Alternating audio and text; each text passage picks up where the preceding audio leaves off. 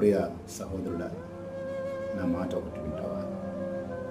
ఏ స్థితిలో నువ్వు ఉన్నా, కష్టాలు, కన్నీళ్ళు, బాధల్లో, వేదనలో నువ్వు ఉన్నా, నువ్వు ఒక్కటే గుర్తుపెట్టుకో. అదేంటో తెలుసా? దేవుడు చెప్పాడు, భయపడొద్దు, నేను నీకు తోడుగా ఉన్నాను. దేవుడు ఇంకొక మాట కూడా చెప్పాడు, నువ్వు సంతోషంలో ఉన్నప్పుడు, నువ్వు ఆనందంలో ఉన్నప్పుడు, నువ్వు బాధలో ఉన్నప్పుడు, కష్టంలో ఉన్నప్పుడు, ఇబ్బందుల్లో ఉన్నప్పుడు నువ్వు ధైర్యంగా ఉండు. ఎందుకంటే నేను ఎల్లప్పుడూ ఒకటిగానే ఉన్నాను, నువ్వు కూడా అలాగనే ఉండాలని చెప్తున్నాను. కాబట్టి సంతోషం వచ్చినా, బాధ వచ్చినా, కష్టం వచ్చినా, కన్నీళ్ళు వచ్చినా ప్రార్థన చేయటం మానుకోవద్దు. ప్రార్థన నీకు ఆయుధం అవుతుంది. ప్రార్థన నిన్ను బ్రతికిస్తుంది. ప్రార్థన నిన్ను జీవింపచేస్తుంది. ప్రార్థన నిన్ను ముందుకు నడిపిస్తుంది. ప్రార్థన నిన్ను బ్రతికిస్తుంది. ప్రార్థనే యేసు ప్రభువుకు నిన్ను దగ్గర చేస్తుంది. ఈ సమస్యలన్నింటినీ తీరుస్తుంది. దేవునికి స్తోత్రం.